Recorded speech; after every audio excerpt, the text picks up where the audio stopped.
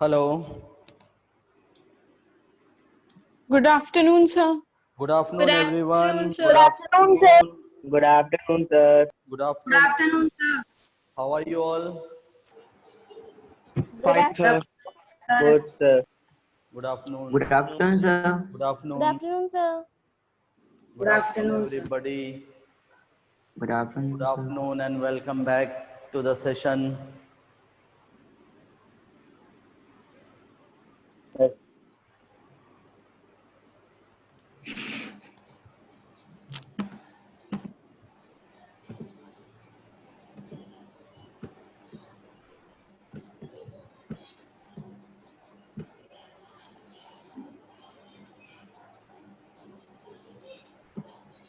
Good morning, sir. Sorry, good afternoon, sir. Good afternoon. Good afternoon, sir. Good afternoon, everyone.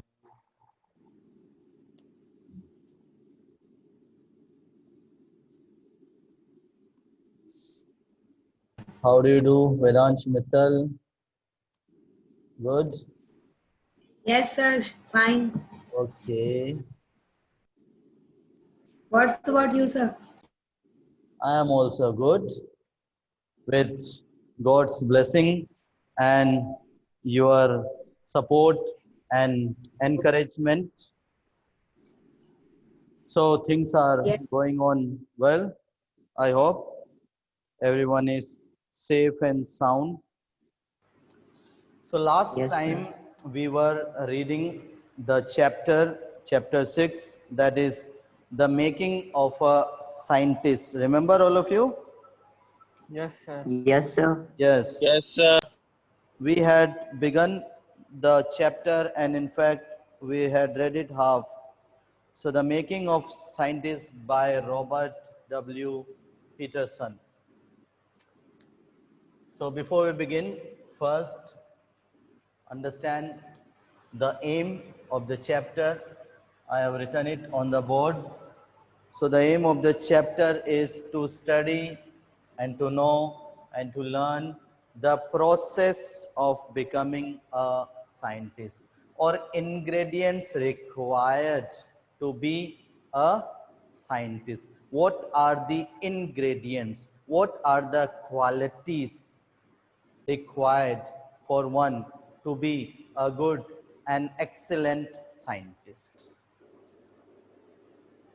Characters, already you are familiar with. Major character is Richard Ebright. Second one Curiosity. is his mother. Next character is Dr. Frederick Urquhart. And next one is his SST teacher, Richard A. Wearer. I also written this site, word of the day, for you, and I keep on sending it on your group also. Do you read word of the day every day, which I send you? Yes, Yes, sir. sir. yes, Okay. sir. Sir. So, what is today's word, Charvi Gupta? What is Operose. operos? And the meaning of the word is Tedious Tedious. tedious. Very good. or And what is the wearisome. meaning? What is the meaning of tedious? What is the meaning of tedious? Boring. Veerism. And what is the meaning of that word, veerism? Yes? Dull. Dull. Dull. Very good. Dull. Boring. Dull. Not interesting. Okay? So that is the word of the day. Operos means tedious, boring, dull, not interesting. Yes, sir. Since we had already begun the chapter, I have written key points for you. You can see it, written it on the board, and I'm sure you remember, your memory is very sharp. You have got young brains, young mind, sharp mind, and you would be able to summarize up to where we left last time. So I know all of you are brilliant, but I just want any one of you who want to take leadership and just want to summarize the key points which we left up to the previous class. Any one of you? Any one of you? Yes, sir. Who is this name? Charvi. Charvi Gupta. Okay, Charvi, just summarize in 2 minutes, 3 minutes, whatever we have read. And for your help, the points are written on the board also. Yes, go ahead. Yes, sir. Yes, Charvi. Sir, Richard Ebright was a boy who lost his father when he was very young, and his mother kept his mother used to inspire him. And by the second grade, he caught 25 species of butterfly around his hometown, and this was a big achievement. His mother also encouraged him and bought a book, The Travels of Monarch X that inspired him a lot, and also forced him to be very keen and curious about the butterflies. Next, he also used to collect the fossils, rocks, and coins, and he also was an astronomer and a stargazing person. Okay. So soon, Yes, go ahead. he did the work of tagging the butterflies, but he found it very operose, so he left it, and the story tells us that he also worked hard for his science projects, and he failed for 2 times, but for the third time in his 8th grade, uh, it was uh, his success. He actually won the prize of the county science fair. Then he continued his research, and after all, he found, while studying a chemical structure of a hormone, he found the basis of life, and his theory was almost correct, and it would be a big step towards understanding the life processes. Similarly, he did many experiments and also succeeded. He, his One of the role model was his SST teacher, Richard E. Werer, and he also said about Richard that he was very competitive in a good sense, and he continued till he can give his best. Okay, very good. So Chavi has got good mind, good brain. She remembers everything. Not only Chavi, but if I ask any one of you blindly, I know that you are such a brilliant student that you would not disappoint me because such a bright teacher is teaching you. So obviously the consequence would be positive, isn't it? Yes or no? Sure, Yes, sir. sir. Yes. Yes, sir. Yes, sir. Sir. Yes, sir. Okay, so just before we begin, Yes, sir. just I recap it in my own words, which is written for you. So the key points of the chapter which we read the previous class, Ebright won award for biochemistry and molecular biology. So at the age of very young age, that's around 22, he had won the prestigious valuable award. He, along with his roommate, along with his partner, had written theory on the structure of cells. How do the cells work? And it had got published in one of the journal that time. He, from the very beginning, was interested in collecting the rocks and fossils. So, the very beginnings, somebody mute yourself, one who has not kept himself on mute mode. Keep yourself on mute mode now. When I ask, that time you can unmute. So he was interested from the very beginning on collection of rocks fossils. And then we also read that he was very curious from the very beginning. He was curious about the stars, about the moon, about the sun, about the river, about whatever the scientific things he read and thought about, he was interested in. His mother was very much encouraging and supporting to him, and mother did a great job by providing him telescope, microscope, mounting materials, and she said that he had no friend, only her mother was his friend. And then later on, when he went to higher grade, then only he had another friends. But it is also mentioned that other than academics, other than reading, he was also interested in debate, speech competition, debate competition, and also baseball, basketball, but he didn't have much time for that because most of his time he spent in studying, reading, researching about scientific things, stars, pupa, caterpillar, monarch, butterfly, all those things. And in grade second, at very early age, in grade second, he had collected all the 25 species of butterfly.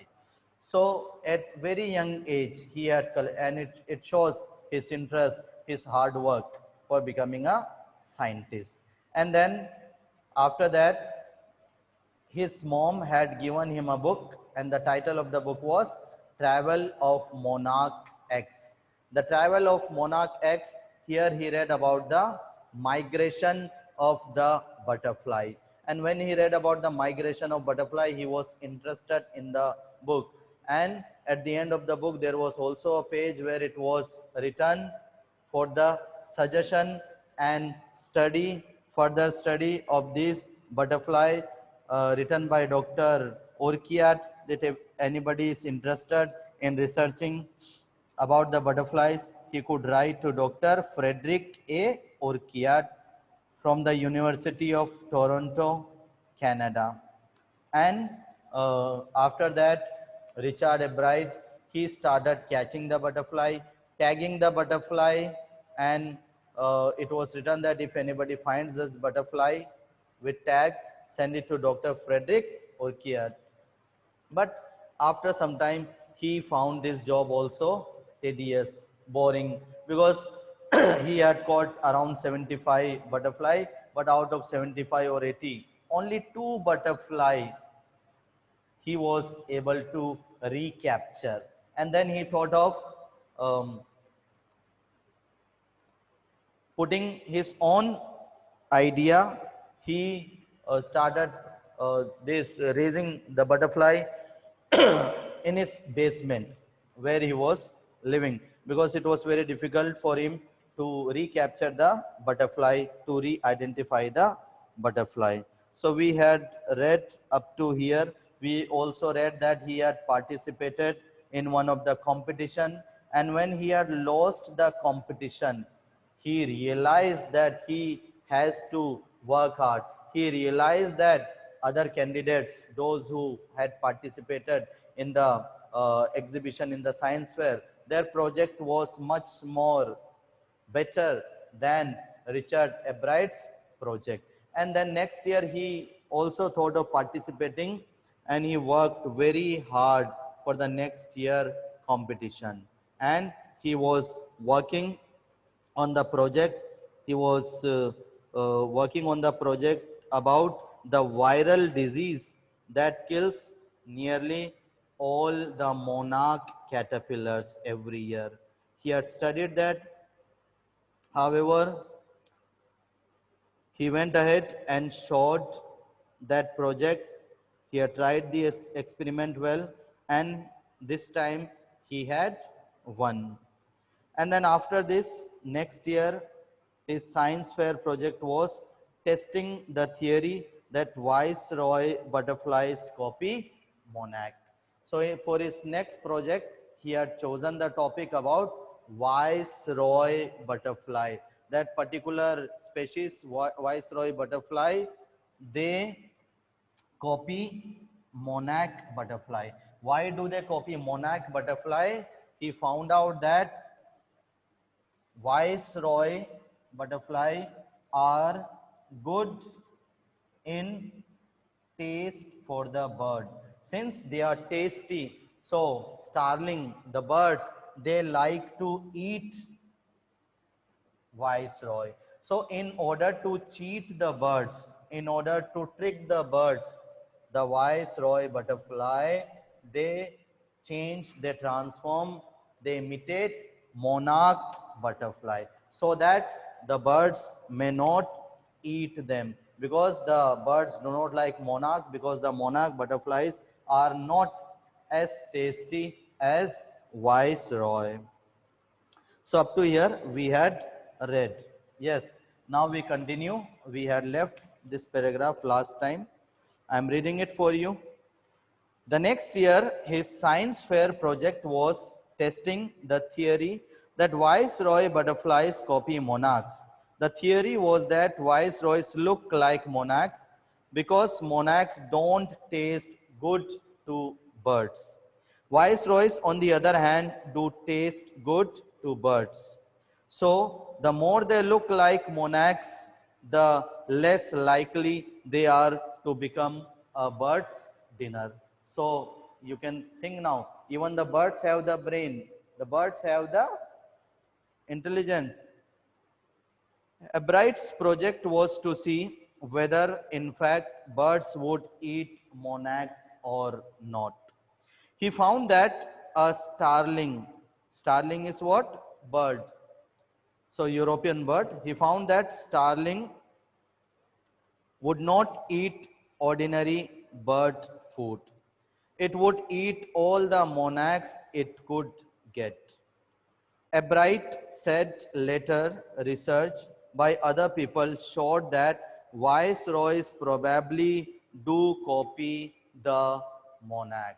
So viceroys do copy the monarch, but there was a bird, starling, and that bird did not eat any other food except monarch, because perhaps in monarch he got the taste of viceroy, or as I said, viceroy imitated, copied the monarch in order to trick the bird. So perhaps he thought the viceroy butterfly to be monarch and he liked it very much. This project was placed first in the zoology division and third overall in the county science fair. So this way he won the first prize and also third position in county science fair. In his second year in high school, Richard Ebright began the research that led to his discovery of an unknown insect hormone. So in his senior class, in his higher secondary, he read about secret hormone. He read about that insect's hormone. Indirectly, it also led to his new theory on the life of cells. The question he tried to answer was simple, and the question is, what is the purpose of the 12 tiny gold spots on monarch pupa? So on monarch pupa, there were 12 golden spots. So he wanted to find out the reason why, what is the purpose of this golden spots, 12 golden spots on the monarch pupa or monarch species of butterfly. Everyone assumed the spots were just ornamental. Everybody thought what? That these spots are just ornamental. Ornamental means just for the sake of decoration, decorative, to give them the beauty, to add the beauty to the monarch butterfly. Ebright said, but Dr. Urquhart didn't believe it. So Dr. Frederick Urquhart didn't believe it, and he asked him to research about it. To find the answer, Ebright and another excellent science student first had to build a device that showed that the spots were producing a hormone necessary for the butterfly's full development. So first they produce a device. First, another science student with him produce a device to show that the hormone is necessary for the butterfly's development. This project won a bright first place in the county fair and entry into the International Science and Engineering Fair. So you see, he lost one competition. He had lost a competition, a science competition, and after that defeat, after losing that competition, he is not losing any of the project, any of the competition now. He is getting Yes, first sir. position, top position. There he won third place for zoology. He also got a chance to work during the summer at the entomology laboratory of the Walter Reed Army Institute of Research. Walter Reed Army Institute of Research. So again, it was a very prestigious, valuable institution of research, and he got an opportunity to research about his project there. It was also an achievement for him. As a high school junior, Richard Ebright continued his advanced experiments on the monarch pupa. That year, his project won first place at the International Science Fair and gave him another chance to work in the Army laboratory during the summer. So first he got first chance, and then another chance he got for working in the Army laboratory, because it was very advanced laboratory, very prestigious, very valuable. In his senior year, he went a step further. He grew cells from a monarch's wing.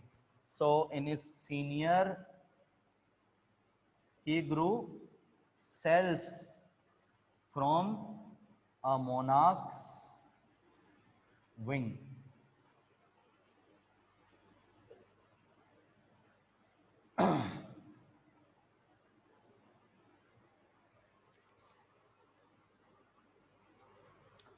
In a culture, ensured that the cells would divide and develop into normal butterfly wing cells only if they were fed the hormone from the gold spots. So as I told you that he was working on the golden spots. Okay, he had chosen this project. Why? What is the purpose of it, this golden 12 spots? Some people said this is only meant for ornamental purpose. Some others said this golden spots make them beautiful. But Dr. Frederick Urquhart did not believe it, did not agree with this, and he advised Richard to continue his research. And when Ebright researched, he got this result. So he got the answer of the question, what is the purpose of the 12 tiny golden spots on a monarch pupa?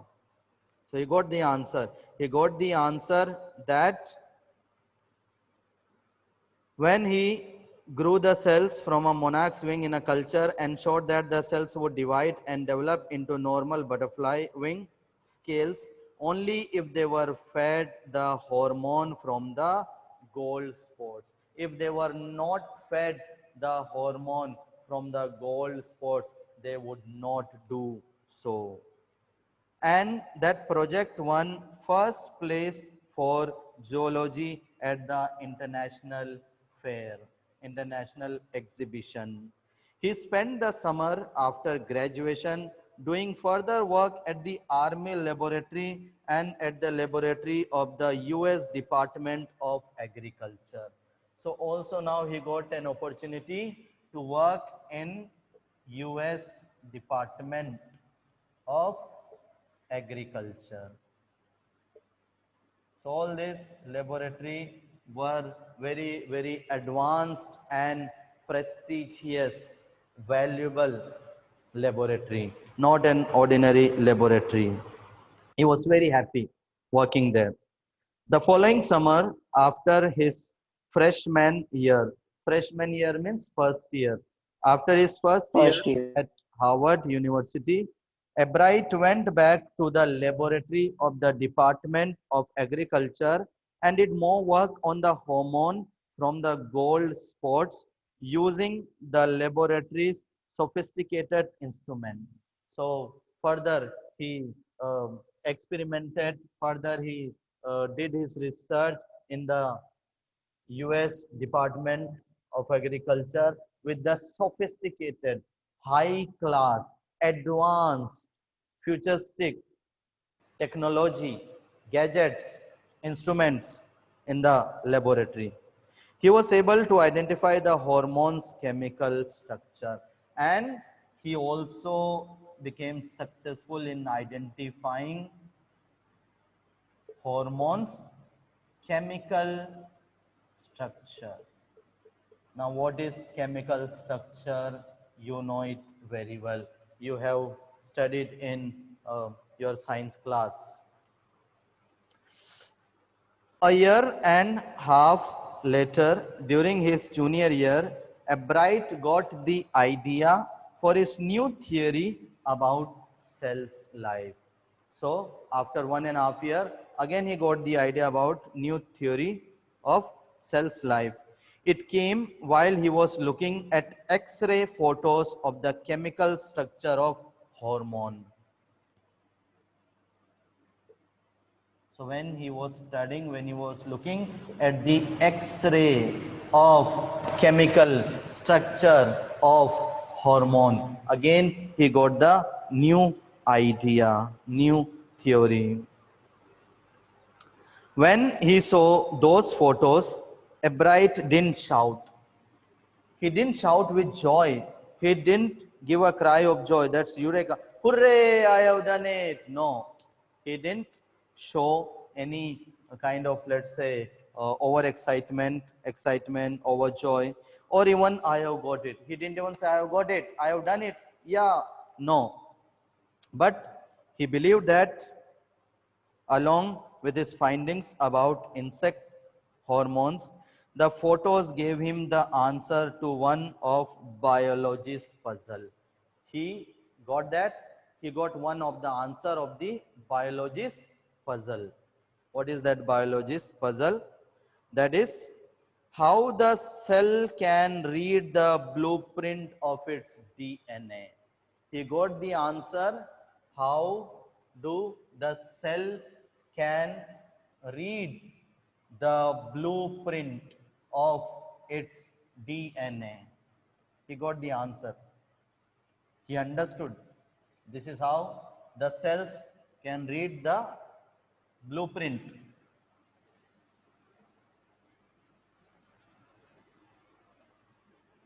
Blueprint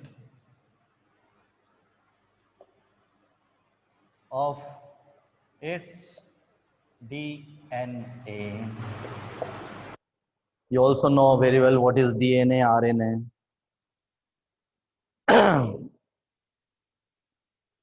DNA is the substance in the nucleus of a cell that controls heredity. You might have studied in 9th class itself. I think before that, 6th, 7th also, you might have read about chemical structure, DNA, RNA, all those topics. Yes or no? Is there anyone who doesn't know what is DNA, RNA? Yes, sir. Is there anyone? Everybody knows it or no? Yes, sir. Yes. Yes, sir. Okay. Yes, sir. Yes, sir.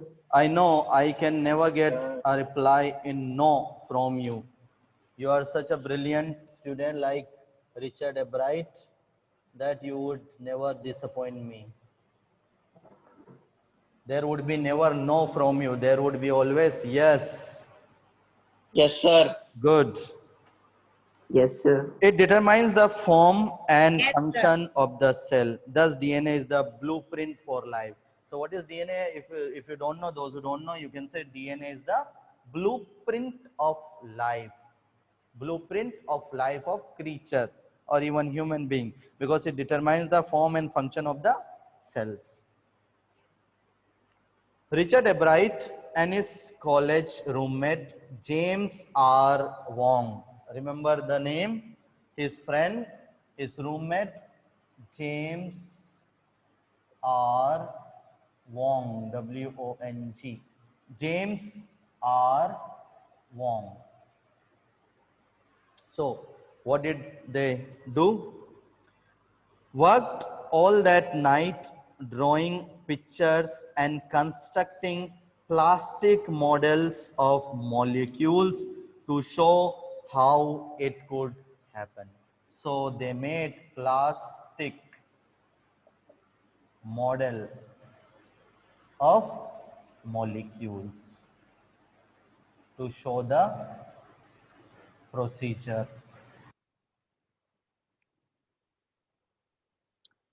To show how it could happen, together they later wrote the paper that explained the theory. Surprising no one who knew him, Richard Ebright graduated from Harvard with highest honors. So he graduated from Harvard College, Harvard University with highest honors, good rank, top ranking. Second in his class of 1510. So he got highest honors. He got second position out of 1510 students. That's a big achievement. Ebright went on to become a graduate student researcher at Harvard Medical School. There he began doing experiments to test his theory. If the theory proves correct, it will be a big step towards understanding the process of life. So still he was working on the theory, and if the theory became successful, if it was proved, then it would be a big achievement for him, for his research. It might also lead to new ideas for preventing some types of cancer and other diseases. All of this is possible because of Ebright's scientific curiosity. So just because of curiosity, you must be curious. You must have that zeal, that curiosity to achieve whatever you want. And once your mind is curious, your heart is curious, you can achieve whatever in life you need, you require. His high school research into the purpose of the spots on a monarch pupa eventually led him to his theory about cell. So remember, his high school research into the purpose of the sport. So in a high school, just he was studying about the purpose. What is the purpose of golden sports? That's what he had chosen the topic. What is the purpose of 12 golden sports on monarch? And that led him to another theory, that is theory about cells life.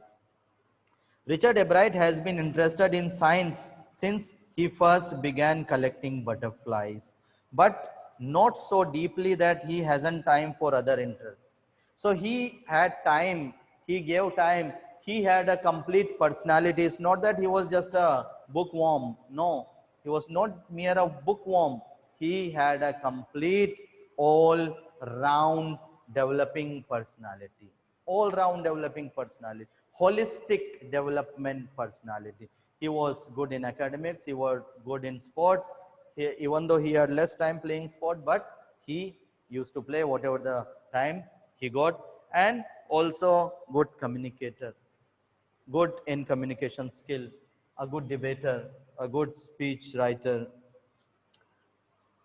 Ebright also became a champion debater and public speaker and a good canoeist and all-around outdoor person. He is also an expert photographer, particularly of nature and scientific exhibit. So it's not that he just stuck himself with the book, with the science. No, and you must also do the same. You can also learn the same from Richard Ebright. In high school, Richard Ebright was a straight A student, A grade student, because learning was easy. He turned a lot of his energy towards the debating and model United Nation clubs. He also joined a club. He also found someone to admire, that is Richard A. Wearer. Who was Richard A. Wearer? Richard A. Wearer was his SST, his social studies teacher, and advisor to both clubs. Mr. Wearer was the perfect person for him then. He opened my mind to new ideas, Ebright said. So Ebright said that this was Mr. Wearer who advised him, who opened his mind to new ideas, suggesting new ideas to Richard. Richard would always give that extra effort, Mr. Wearer said. Mr. Wearer said he never lost hope. He never became lazy. He was always willful to work, hard working. What pleased me was, here was this person who put in 3 or 4 hours at night doing debate, research, beside doing all his research with butterflies and his other interests. So it's very interesting. He was night time preparing for the debate, for the speech, at the same time writing his research about butterfly. That was interesting. Richard was competitive, Mr. Wearer continued, but not in a bad sense, not in a negative sense. He explained Richard wasn't interested in winning for winning sake or winning to get a prize. So he was not just interested in winning for winning sake or for getting a prize. Oh, that I would get 1 lakh rupees, I would get money, I would get trophy. No, but he was interested in learning and in winning for learning.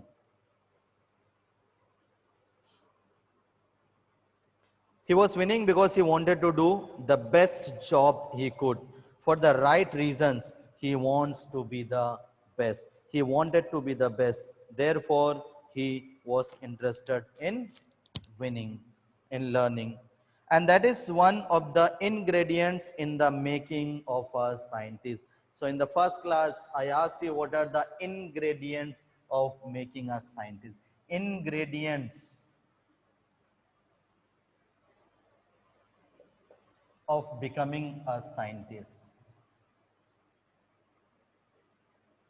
Qualities, requirement to be a scientist. What are they? Already you had answered me in the previous class. Okay.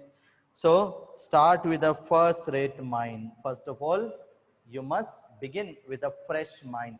First rate mind. You must give first priority to whatever the topic, whatever the curiosity you have, whatever interest you have.